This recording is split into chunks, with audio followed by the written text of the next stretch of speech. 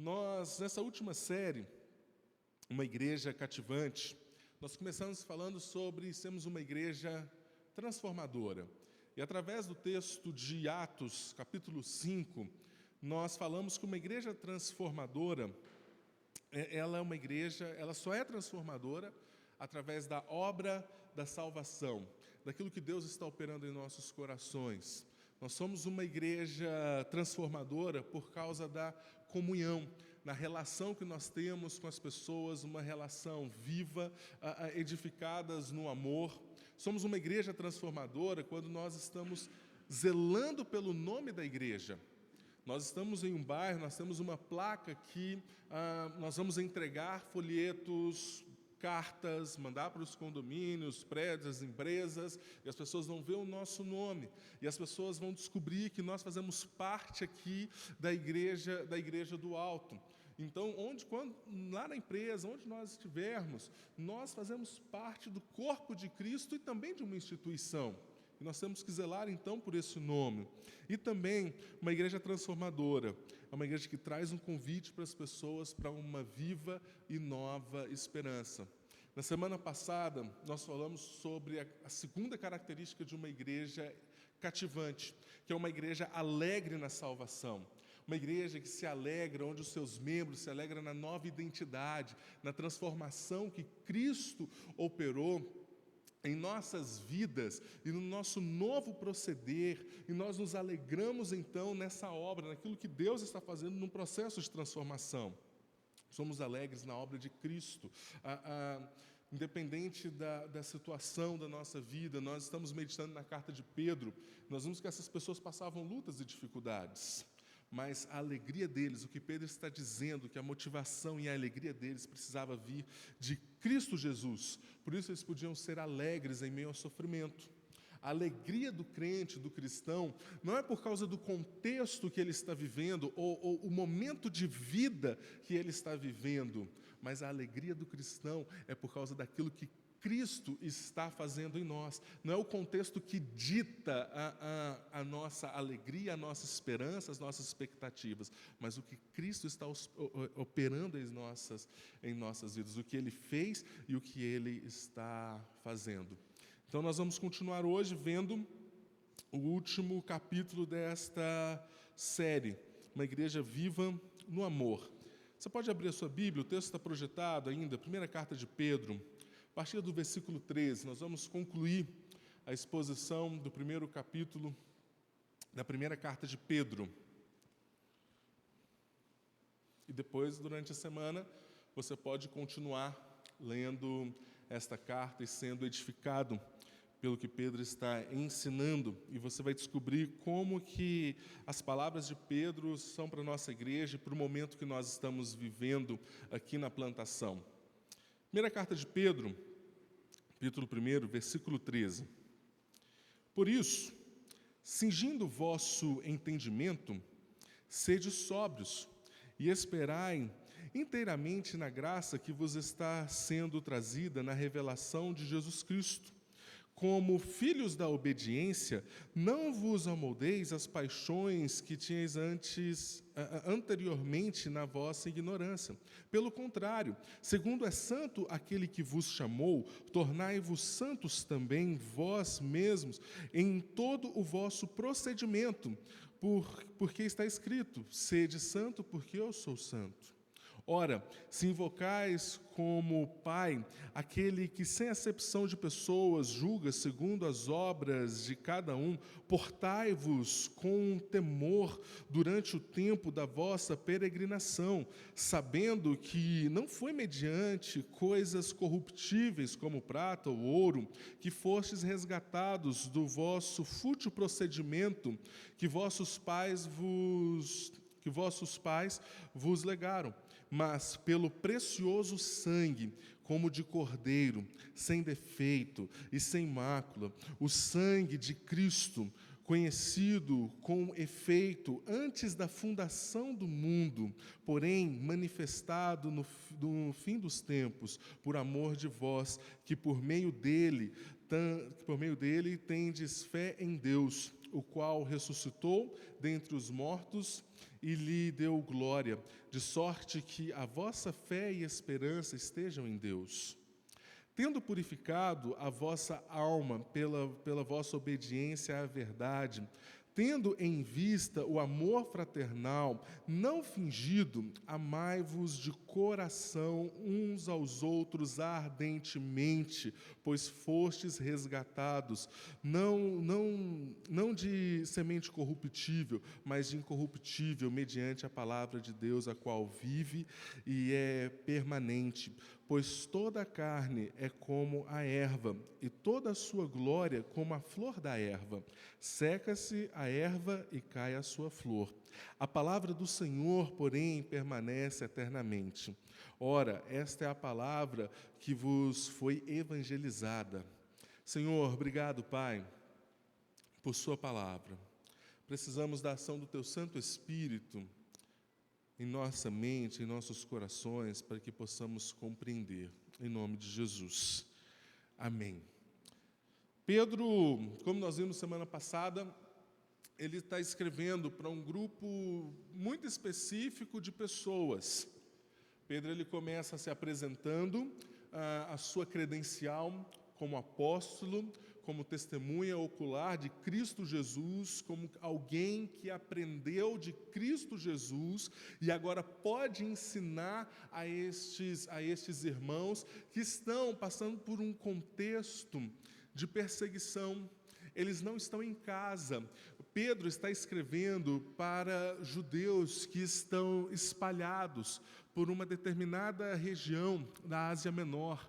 E essas pessoas, onde elas estão, elas também, assim como em Jerusalém, elas também estão sofrendo perseguições. E nós já falamos aqui, um judeu, quando ele se convertia, ele perdia tudo.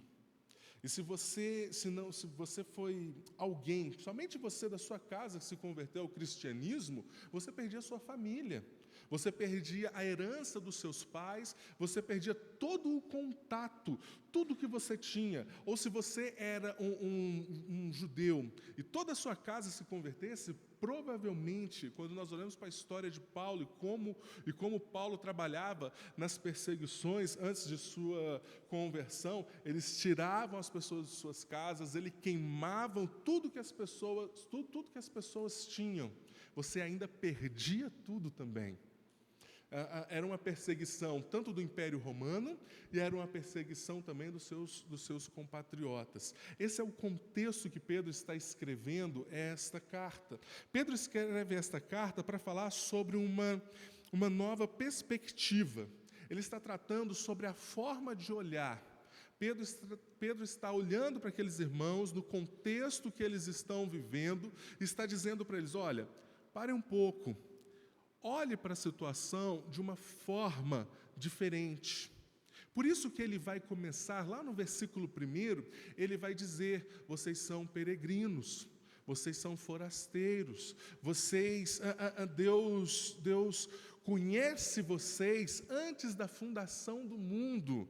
Deus sabe, conhece os seus filhos, Deus predestinou, Deus escolheu vocês. Pedro começa então a trabalhar a identidade desses irmãos e o que eles estão fazendo no mundo, para assim então começar a dizer para eles como eles então devem viver, como eles devem proceder. Mudar a perspectiva de vida em relação à situação de luta e sofrimento que eles estavam pensando e colocar a sua alegria, a sua esperança, a sua fé em Cristo Jesus. Por isso que nós falamos sobre uma característica de uma igreja cativante, é uma igreja alegre na salvação, uma igreja que não vive segundo o contexto desse mundo, mas que olha para a sua identidade, para aquilo que Deus ele está fazendo. Para sermos uma igreja cativante, precisamos vivenciar o amor transformador que trazemos em nossa mensagem. E agora é sobre isso que Pedro vai começar a tratar com eles. Vocês conhecem a identidade de vocês, vocês sabem o que Cristo Jesus fez, o preço que Cristo Jesus pagou. Então agora vocês devem viver segundo esta mensagem, segundo aquilo que Cristo Jesus ensinou. Eu estou passando para vocês o que Cristo Jesus fez. É dessa forma, é através desse proceder. E quando nós pensamos no nosso contexto de plantação de uma nova igreja aqui no bairro Granja Marileusa, nós devemos pensar quais os sinais, como que nós vamos vivenciar, como que Deus ele se manifesta através de nós, como que nós devemos viver, qual o sinal, a característica que devemos ter em nossa igreja. E para sermos uma igreja viva no amor, nós precisamos, em primeiro lugar, ter um entendimento voltado para Cristo. Pedro, então, ele começa por isso, ou portanto, ele está conectando tudo que ele falou do versículo 1 ao versículo 12. Toda a questão da identidade, da perspectiva de vida, desta nova esperança, agora então com que ele vai trazer. Então ele segue dizendo: cingindo o vosso entendimento. Cingir aqui é estar de uma forma, o que Pedro está dizendo de uma forma mais clara é estar preparado. Mas era algo muito claro para o contexto dos judeus. Quando nós olhamos lá para o Antigo Testamento, eles usavam aquelas roupas grandes, né?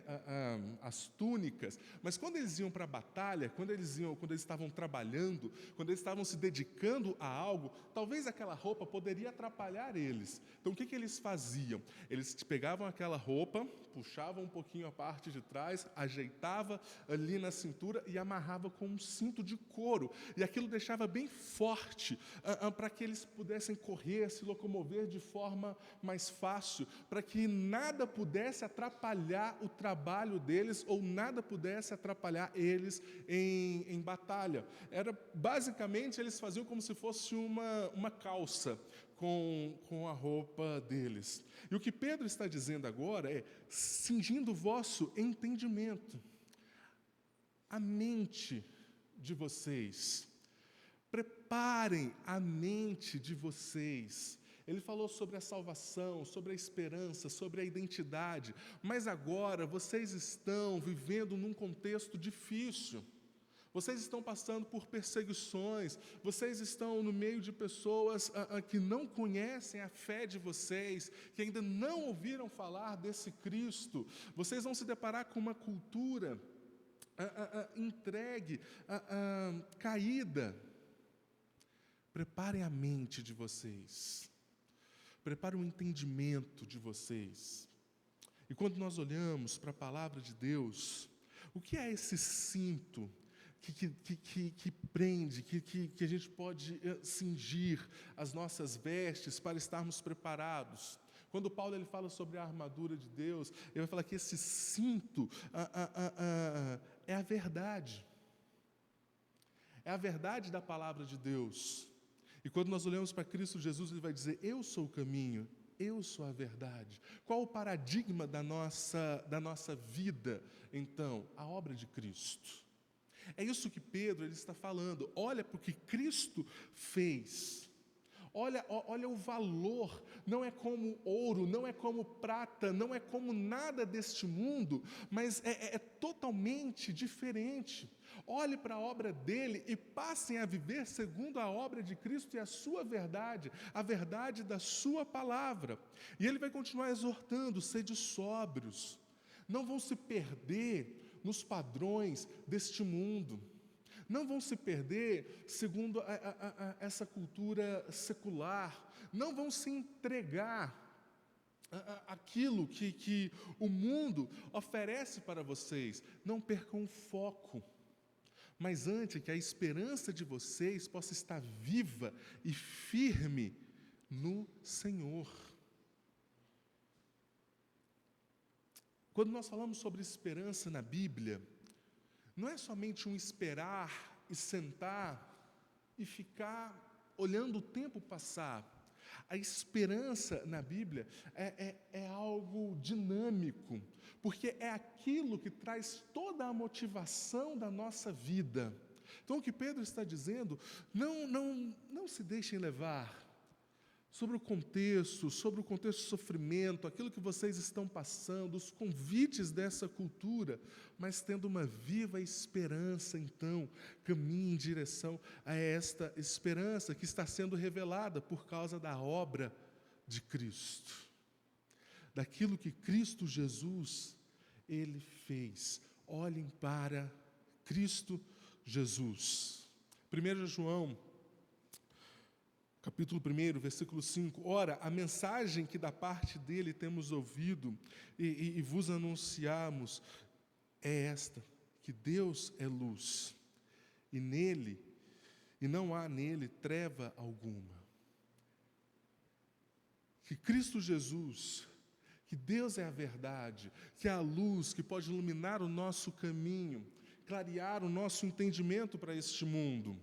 E é o que nós estamos vendo aqui, o que Pedro está dizendo sobre estar preparado, é pensar segundo os padrões terrenos ou segundo os padrões eternos. Como que nós vivemos os padrões terrenos? O que o pecado fez? Rompeu o relacionamento com Deus, rompeu o relacionamento com as pessoas. O que um padrão, olhando para a eternidade, vivendo segundo a soberania e a fé no Senhor e essa esperança dinâmica em nossos corações, nos leva a um relacionamento com Deus e a um relacionamento com as pessoas. Nos leva àquilo que nós estamos colocando como proposta de filosofia ministerial aqui da nossa igreja. Simplesmente amamos Deus, amamos pessoas. Se queremos ser uma igreja viva no amor, uma igreja cativante, precisamos mudar a nossa cosmovisão, precisamos mudar o nosso pensamento, em como nós nos relacionamos com as pessoas, de forma intencional, de saber que nós estamos aqui por causa do que Ele fez e a nossa vida é para anunciar a glória de Deus. Algum tempo atrás, um jovem conversou comigo. Ele trabalha na área de comunicação e ele faz vídeos e embalagens para uma determinada empresa, algumas propagandas. E ele me procurou aflito. E ele dizia assim, sabe, eu passo uma vida inteira enriquecendo uma empresa. Não foi o Alan não, viu, gente? Eu passo uma vida inteira fazendo, pensando, bolando formas de um homem ficar rico. Eu fiquei pensando, eu falei, não. Pensa que com o seu trabalho, você faz a embalagem de um produto. Você está ajudando o produtor rural, que está plantando, que vai colher, quem trabalha lá com ele. Você está ajudando o cara lá da fábrica, que vai pegar aquela matéria-prima e vai processar, e vai trazer, e vai colocar no supermercado, o cara da transportadora, a menina que trabalha no supermercado, o rapaz que está lá no caixa do supermercado, a mãe de família que vai pegar aquele produto e vai poder preparar e dar o alimento para os seus filhos. Existe todo um processo por trás daquilo que nós estamos vivendo, e quando nós entendemos que nós vivemos para a glória de Deus, que o que nós fazemos, seja o nosso trabalho, o nosso estudo, na nossa casa, tudo aponta para essa viva esperança que nós temos em nossos corações, nós devemos viver de forma diferente, por amor a Deus e por amor às pessoas. Não é para nós. A nossa vida não fala mais somente sobre nós mesmos, mas por aquilo que Deus fez, o que Deus está fazendo em nós e através de nós. É sobre isso que é estar com a mente preparada, é estar disposto a amar as pessoas como Cristo Jesus, é estar disposto a olhar para esse bairro, para essa região, para cada empresa aqui, condomínios, moradores daqui, estar disposto a amar essas pessoas porque Deus nos amou. É preparar a nossa mente segundo os padrões da eternidade, daquilo que Deus está fazendo. E aí sim podemos ser uma igreja cativante. E aí sim podemos ser uma igreja que vai em direção às pessoas. Segundo lugar, precisamos de um relacionamento profundo com Deus. para que o nosso entendimento, o nosso coração possa ser moldado e transformado, precisamos manter um relacionamento profundo com o Senhor. E é por isso que Pedro, ele vai continuar dizendo, como filhos da obediência. Pedro, ele usa a palavra filhos aqui como um relacionamento mais íntimo, mais profundo que um ser humano pode ter com o outro. Por isso que Pedro está dizendo, é como filhos. Mais ainda, quando nós olhamos para o contexto do Novo Testamento, nós vamos ver que filhos fala a respeito de alguém que está sendo discipulado. Quando um mestre convidava alguém para caminhar, para viver, para ensinar essa pessoa era conhecida como filho daquele mestre. E no contexto do Antigo Testamento, nós vemos que os filhos de Deus eram o povo de Israel, a nação escolhida pelo Senhor para manifestar a sua glória ali, que apontava para Cristo Jesus. Olha que profundidade com que Pedro está trazendo isso, para trazer para eles o entendimento de quem eles são e o que deve gerar esse relacionamento profundo. É um relacionamento de discipulado, é um relacionamento de aprender com Cristo, aprender com o Senhor. E veja o jogo de palavras, de frases que Pedro ele vai fazendo. Como filhos da obediência, se vocês são filhos da obediência, caminham com o Senhor, aprende com o Mestre, aprende com Cristo Jesus, não vos amoldeis as paixões que tinhas anteriormente na vossa ignorância. Ele volta, pelo contrário, segundo é santo aquele que vos chamou, segundo é santo aquele que chamou vocês para esse novo relacionamento profundo, que chamou vocês para serem filhos, para serem ensinados, para ter as características, então, deste mestre. Tornai-vos santos também, vós mesmos, em todo o vosso procedimento. É relação que Pedro está falando aqui. É uma relação profunda, e se nós temos essa relação profunda, nós vamos aprender. E ele vai terminar essa parte dizendo, ora, se invocais como Pai, aquele que, sem acepção de pessoas, julga segundo as obras de cada um, então portai-vos com temor durante o tempo da vossa peregrinação.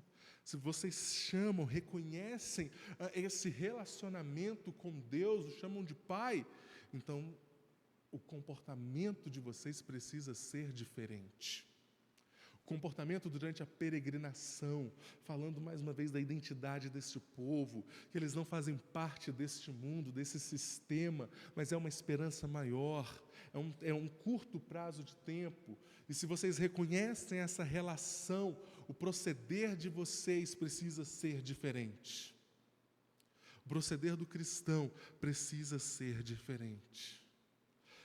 Se nós anunciamos essa nova vida, falamos de um amor transformador, de um relacionamento transformador, de uma alegria na salvação, o nosso proceder em amor para com as pessoas precisa ser também diferente. Aí ele vai continuar dizendo sobre a obra de Cristo Jesus, a profundidade daquilo que Cristo Jesus fez, o valor daquilo que Cristo Jesus fez. E é por causa dele, por meio dele, que nós podemos crer, que nós somos resgatados, que os nossos olhos são limpos, são abertos, através da graça de Cristo Jesus e do seu sacrifício que nos alcançou, que mudou o nosso status de escravo do pecado, caminhando para o inferno, para a morte eterna, e agora para filhos. E essa relação profunda é uma jornada de peregrinação até a eternidade com Cristo Jesus. E quando nós pensamos naquilo que Pedro está falando, sobre o relacionamento de filho, de mestre, de pessoas que anunciam a glória de Deus, e pensamos na jornada da peregrinação, nós pensamos que uma jornada precisa envolver algumas coisas, mudança de vida. Cristo Jesus nos chama para uma jornada num caminho contrário ao que nós estávamos indo. é um caminho contrário do que o mundo caído ele está indo. Nos chama para uma jornada para a vida eterna. Precisa de alinhamento, precisamos estar alinhados com aquilo que Deus, com aquilo que Cristo Jesus ensinou, com os seus padrões, não com os nossos padrões, da nossa cultura, da nossa vida terrena. Precisamos abrir mão, como Paulo ele vai dizer, é despojar, é tirar essas vestes, é colocar de lado, é deixar totalmente esses padrões, para caminhar essa jornada rumo à eternidade com Cristo. É ser perseverante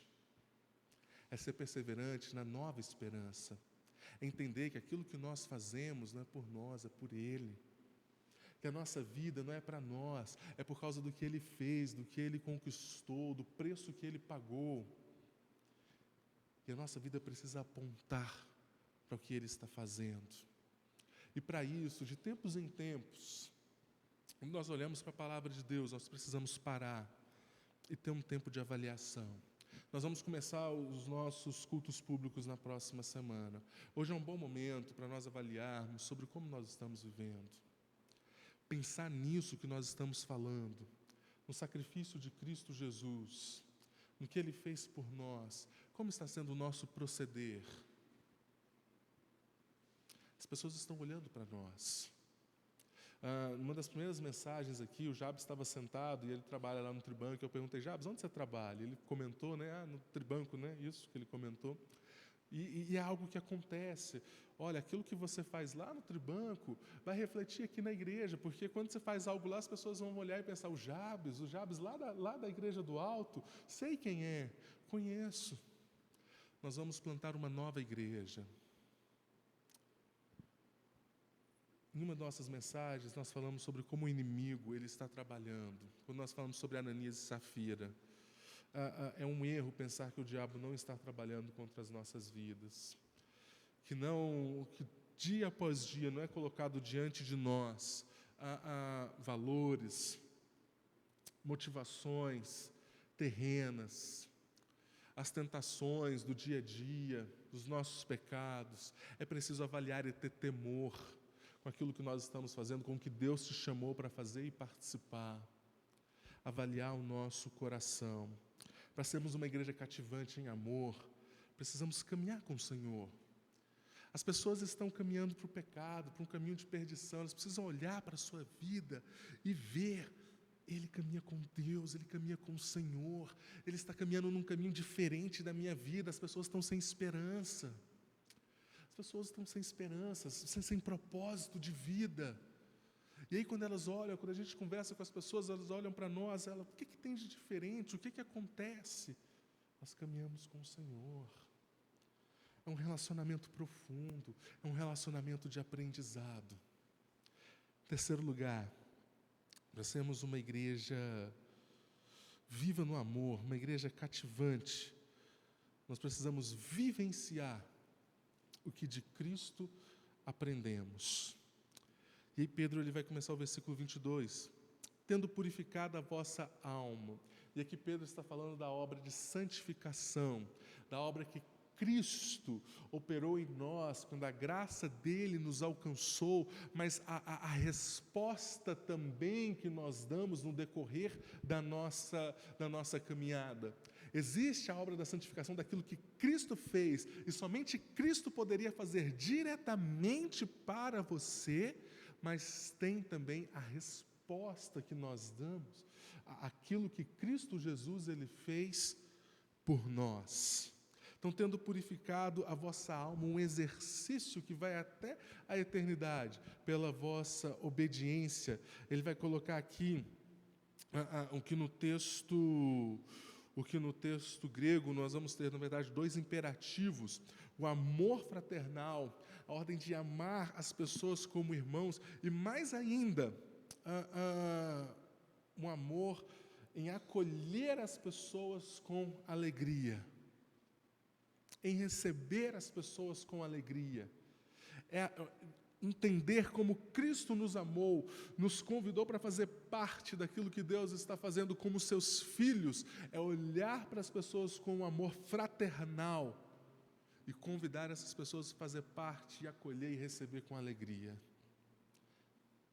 Ao término de cada culto, eu falei numa reunião aqui terça-feira, que quando acabar o culto de domingo, vamos em direção às pessoas, vamos conversar, conhecer as pessoas, vamos ter visitantes aqui, temos hoje também alguns irmãos que estão aqui conhecendo, é muito bom tê-los aqui, um bom momento para a gente exercitar isso. A gente às vezes quer guardar as cadeiras, guardar o som. Queridos, quando alguém vem à igreja hoje e ela dedica 1 hora ou 1h15 do seu dia, de um domingo, um dia de descanso, para estar aqui na igreja, nós temos que nos sentir muito privilegiado de receber alguém aqui. A gente tem que ir em direção a essa pessoa que, cara, você veio à igreja hoje, isso é tão importante, que bom que você está aqui. Pensar com amor. Gente, não é fácil, numa cultura como nós estamos vivendo, tão corrida, alguém que vai dedicar um tempo para ir à igreja no final de semana, ouvir da palavra de Deus, e quando essa pessoa chegar aqui, nós temos que ir em direção a elas e falar, que bom que você veio, você é uma pessoa muito importante para nós.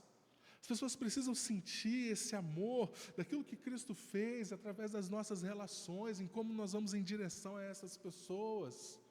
Então, acabando o culto, vai em direção às pessoas, converse, conhece, não vamos ficar somente em nossos grupos e conversando, planejando o que nós vamos almoçar. Acaba o culto aqui, hoje meus pais estão viajando, mas acaba o culto, né? A primeira pergunta que eu vou em direção a eles é, e aí, o que nós vamos comer?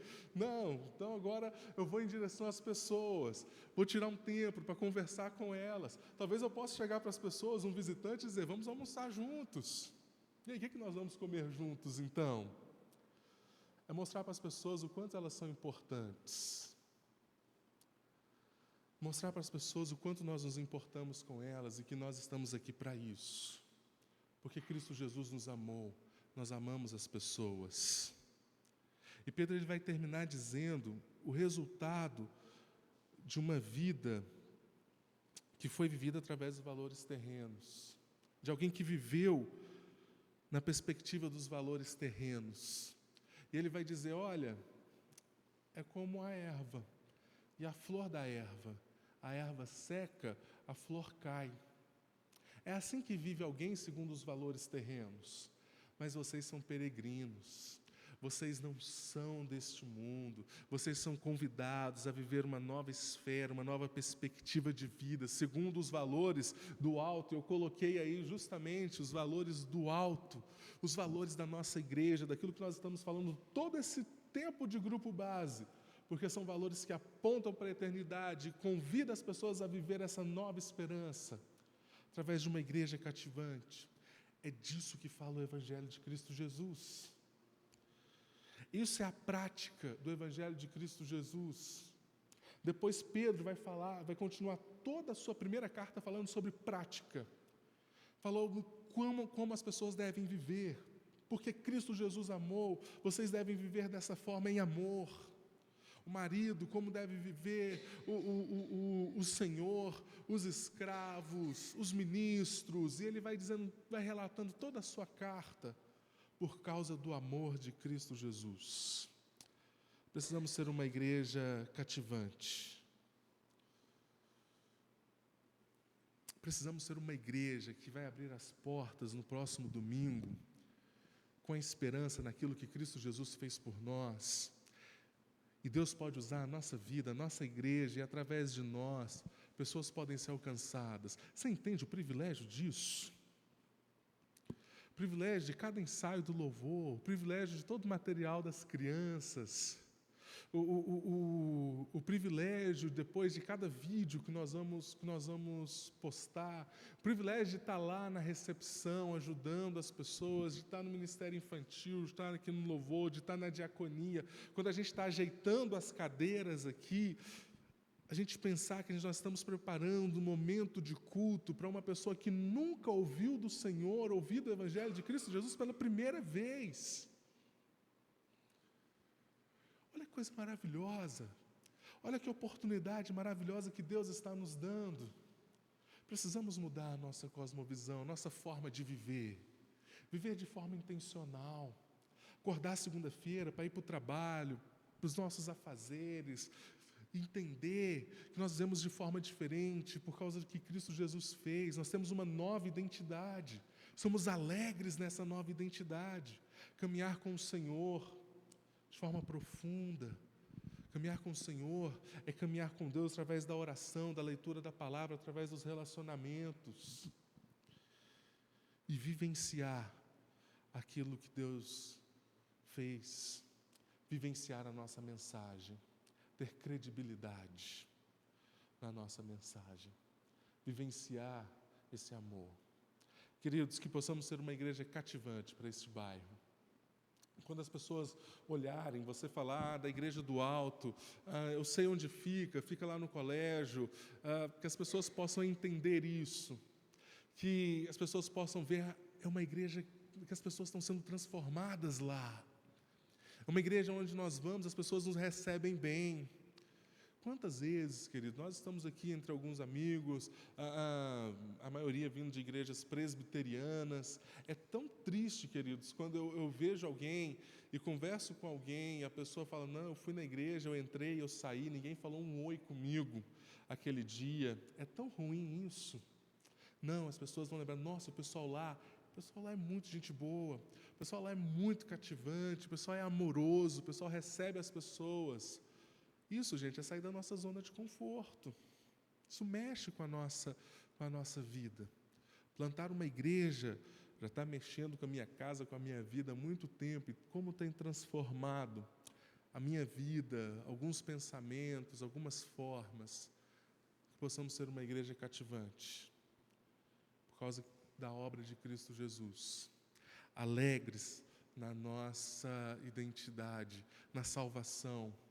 Viva no amor que nós anunciamos às pessoas e vivemos nos nossos relacionamentos aqui.